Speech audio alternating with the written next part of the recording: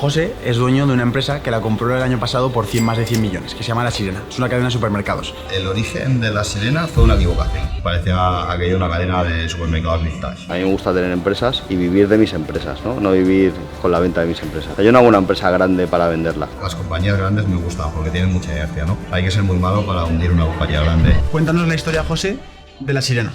¿Cómo decides comprarla? ¿Por qué precio? ¿Y cuáles son tus planes con ella? El origen de La Sirena fue una equivocación. Empiezo comprando una empresa de alimentación, o sea, me llama un amigo mío y compro y me ofrece comprar el 30% de una empresa de pescado fresco, ¿no? Y en concreto, pues en esta empresa no participo, la gestión, ¿no? Pues soy un inversor pasivo.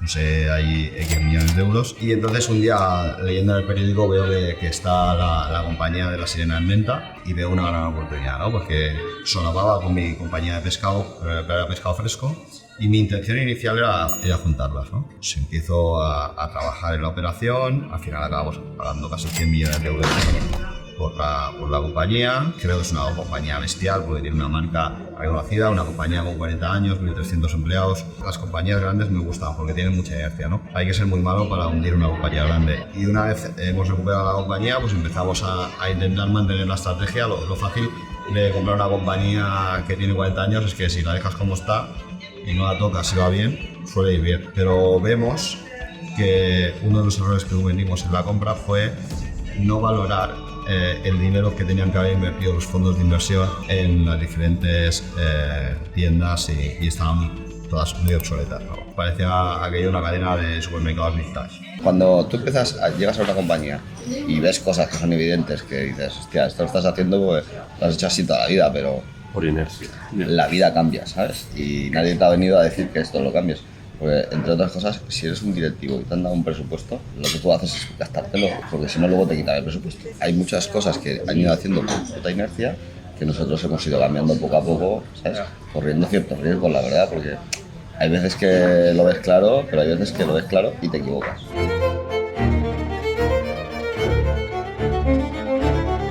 Paramos la estrategia de crecimiento y decidimos ordenar la casa antes de seguir creciendo. Porque ahora mismo La Sirena, ¿cuántos locales tiene? Ahora tiene casi 300, tiene 280 locales. Y están sobre todo en Barcelona, en la comunidad, en Cataluña. Cataluña y Madrid. Básicamente, seguramente unos 200 por la zona de Cataluña y 60 o así en Madrid debemos tener, ¿no? Nosotros heredamos el equipo directivo y el equipo directivo pues está acostumbrado, pues un poco a lo que te digo, ¿no? A un inversor que era un fondo de inversión que llamaba una vez al mes. Joder, que has metido 100 millones, o sea, al menos quieres saber qué pasará. Claro. Hubo un cambio, bueno, en concreto hubieron algunos directivos que decidieron irse de la compañía y tal, y pusimos gente de nuestra confianza, pues en concreto vamos a ver, sustituimos al director general, que era un tío de la casa de Excelsior, que tomó las riendas de la compañía. Porque lo hemos conocido antes, sí. Lo sabía en el vídeo. ¿Y tú qué estudiaste? ¿Cómo te preparaste? O sea, ¿qué hace falta para una persona que nos ve para acabar en un puesto como tú? Bueno, pues mira, yo de formación, yo tengo una carrera económica, nada más. Siempre ahí donde he estado, yo soy una persona que me tomo las empresas como si fueran mías y mi responsabilidad, que siempre tener un poco de suerte, que esto también es importante, ¿no? Y sobre todo gente que confíe, ¿no? ¿Hace falta un MBA? Yo creo que yo más MBA del que estoy teniendo y del que he tenido los últimos años en Audax, difícilmente me van a enseñar 100%. algo. Yo creo que el MBA lo tienes que hacer en la empresa. Entonces esto fue un proceso de un par de semanas para irme poniendo ya en situación, hasta que un día sí que me llamaste y me dijiste, oye, hay que empezar ya. Fue una decisión muy dura. O sea, fue dura en el sentido que, uno, no lo esperábamos, porque si lo esperas, más o menos te vas preparando. O sea, que habían otras opciones y que todos tenían más experiencia que O buscar a alguien de fuera. O buscar a alguien de fuera, ¿sabes? O sea, ¿Tú cómo de seguro estabas de que te iba a decir que sí? ¿Xavi? Sí. Yo eso sí que lo tenía claro. Joder, me acababa de gastar 100 palos en la compañía, ¿sabes? Como para no estar seguro de que lo hiciera Xavi, ¿sabes? Y para mí también era una oportunidad muy chula. Pero bueno, era un reto también, una nueva posición, aparte de un nuevo sector, era una nueva posición para mí, en la que no había estado nunca y también es un reto importante. No, a mí me mola mucho con Xavi porque, por ejemplo, con Xavi hacemos discusiones filosóficas de medias horas, ¿sabes? Entonces, una de las cosas más importantes cuando empiezas a escalar es irte formando un equipo en el cual puedas confiar. Es donde la gente se acaba dando la hostia. Me mola que no te suelen llamar por teléfono, no te suelen molestar. No. O sea, porque lo tienes hablado con ellos o algo. No, porque al final ellos toman decisiones, tienen cierta... Autonomía, ¿no? Mucha autonomía, claro. Y ellos te cuentan lo que han hecho o lo que van a hacer, ¿sabes? Y tú les vas guiando un poco el camino, ¿no? Pero pues, si tienes que estar en el día a día tomando todas las decisiones, que no acabarías. Antes hablábamos de qué es necesario para ser director crear. Mira, en mi casa no es tan necesario tener un MBA, sino demostrar que eres capaz de hacer algo, ¿no? O que yo crea que eres capaz de hacer algo. Sí que es cierto que si no tienes un MBA, o sea, yo soy un tío bastante raro y si no tienes un MBA es muy difícil que alguien te dé una oportunidad. Yo no valoro tanto los títulos como los conocimientos y la lealtad de la gente, ¿no? O sea que para llegar a director general es más, algo obviamente de estudios, pero es más la experiencia y lo que tú demuestres en el campo de batalla, digamos, ¿no? Mira, yo el MBA me lo paso por los forros. ¿Tú qué te fijas, José, cuando contratas a un...? ¿Te parece correcta la respuesta? Un empresario ¿En qué te fijas para contratar a una persona de tanta responsabilidad? Más en lo que hace en el día a día ya. Yo me fijo en confiar en su sentido común, Qué buena. confiar en su responsabilidad y en la lealtad que ha demostrado en todos estos años, ¿sabes? Lealtad, actitud y aptitud. ¿Qué me pasa a mí? ¿Por qué debo molestar tanto? Pues por esto, pues porque, como habéis visto, al final acabamos aquí variándonos en el Polo Norte ayer, porque hemos venido a ver al proveedor de salmones y hemos venido a negociar y a conocerlo. Y, entonces yo me meto bastante en la gestión.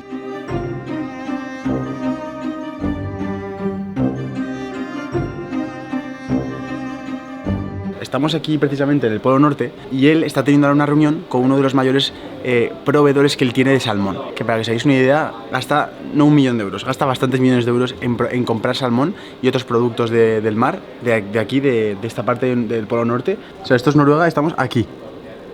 Claro, si me ponen la pregunta de decir, tú has metido 100 millones aquí, ¿no te pasa por la cabeza decir la inflo y la vendo, aunque no sea rentable? Sí, eso me ha pasado alguna vez y la he inflado y la he vendido, pero no me ha hecho feliz. ¿Y qué es lo que te hace tomar una decisión u otra? ¿Es la visión de la empresa en largo plazo? ¿Es la rentabilidad? O sea, ¿o es la valoración de inversores en bolsa? ¿Qué te hace tomar decisiones a ti? A mí me gusta tener empresas y vivir de mis empresas, ¿no? Vivir con la venta de mis empresas. O sea, yo no hago una empresa grande para venderla y hay gente que dice que es un error y yo pues la verdad es que para mí, a mí me hace más feliz tener empresas y que funcionen, y la gente contenta. Y las experiencias que he tenido cuando he vendido no han sido buenas. Venderme una cosa para entrar en otra que no sé si me va a ir tan bien como esta, lo veo absurdo. Claro, esto es mi opinión. A mí me divierte esto, o sea, creo que soy más feliz así que vendiéndolas y haciéndolas líquido, ¿no?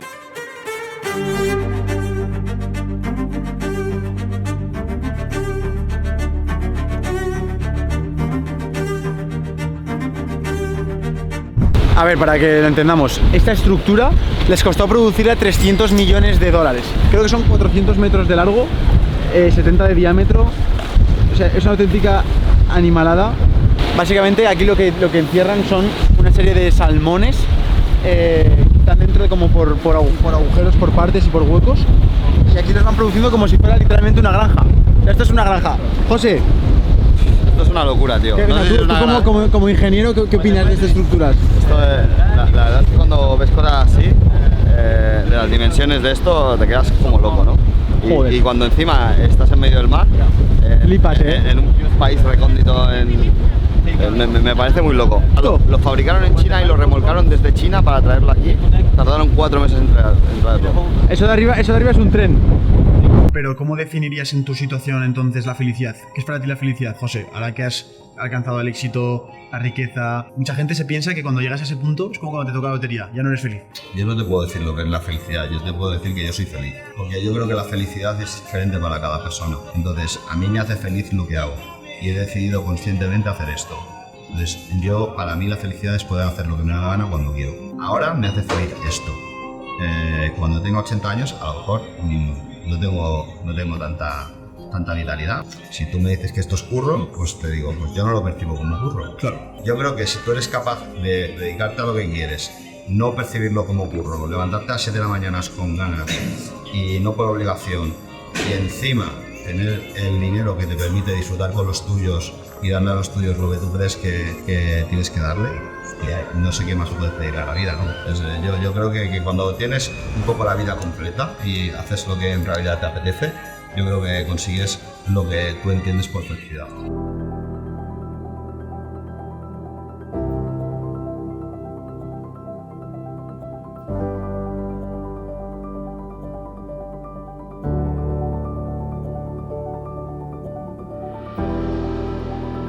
Y aquí están trabajando con un frío todo el día para hacer salmón que luego tú compras en el supermercado y ni te das cuenta. Hace mentira lo que conlleva un trocito de salmón, ¿eh? Tío, se está diciendo a la gente. Pero lo que me parece loco es que tú hayas venido aquí, habiendo un director general, habiendo tantas cosas, ¿por qué decides venir a ver personalmente a la empresa? Hemos venido aquí y ha salido un negocio paralelo, ¿no? O sea, al final nos hemos dado cuenta que este hombre nos manda un tráiler lleno de salmón a Barcelona cada semana, durante las 50 semanas del año, ¿no? Y durante la mitad del año ese tráiler viene vacío. Si lo unes a mi negocio de hidroponía, que os lo enseñé el otro día, pues ya cruzas el cable, ¿no? Si hubiera venido mi director general seguramente no me hubiera pensado eso. Yo estoy en sitios diferentes, en mis empresas, y al final intento generar economía circular entre ellas.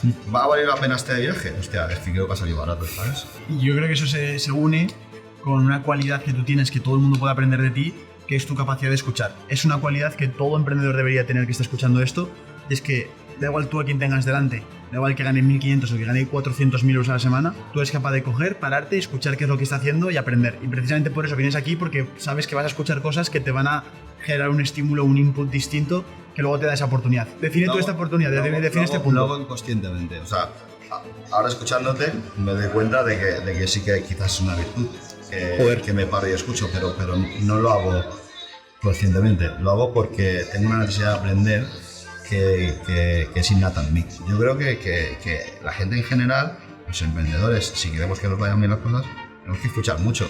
Hay solamente un tío en el mundo, y eso queda resuelto de la cabeza, ¿eh? Solo hay un tío en el mundo que se va a alegrar de que a ti te vaya mejor que a él, que es tu padre. El resto de tíos, por definición, somos competitivos. Entonces, tú vas a poder estar contento de que un tío que se dedique a lo mismo que tú le vaya igual de bien que tú. Eso es ser generoso. Los cabrones desean que te vaya mal, ¿no? Pero siendo una buena persona, te vas a alegrar si a otro le va igual de bien que tú. Pero como venda un poquito más, como haga más vistas en su YouTube, te va a joder, y a mí me jode. Cuando ves a alguien que no entiendes cómo lo hace, lo primero que te pide el cuerpo y la competitividad es decir, este tío ha tenido suerte. Pues no lo ven porque no te escuchan. Y porque hay gente, como otros emprendedores que muchos conocemos, que están todo el día escuchándose su ombligo, pero son incapaces de escuchar hasta la pregunta. El síndrome del balcón-día, ¿no? Que empieza a levantar gente la mano, histórica, y en los cuales tú confías, que dicen, yo me voy y cuando yo me vaya, el barco se hunde.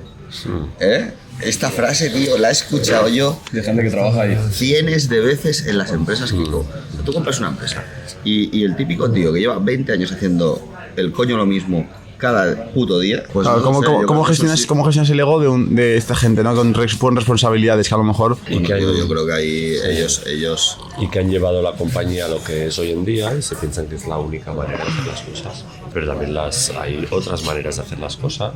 Yo me fijo que tu capacidad de aprender ha sido porque preguntas mucho y escuchas. Bueno, claro, tío, y porque comparo. Porque tengo la base suficiente como para poder comparar con otras cosas, ¿no?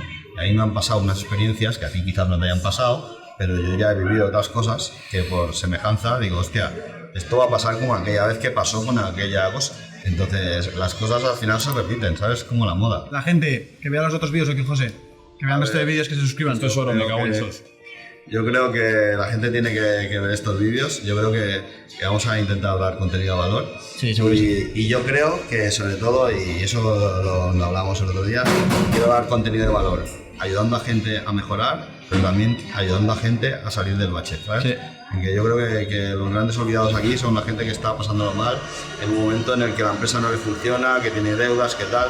Y yo creo que tenemos que generar contenido de valor para esa gente, para ayudarles a salir de la situación. traeremos al canal a gente que esté pasando un mal trago para poder ayudarles y además que la gente puede proponerte sus proyectos, que te cuenten. Para que tengan más información en la descripción, habremos creado un formulario o algo para que puedan darles información de sus proyectos a José. Y quién sabe, a lo mejor forma parte de esos 250 empresas próximas en el próximo año. 181 podéis ser. 81. Estaremos encantados de ayudaros.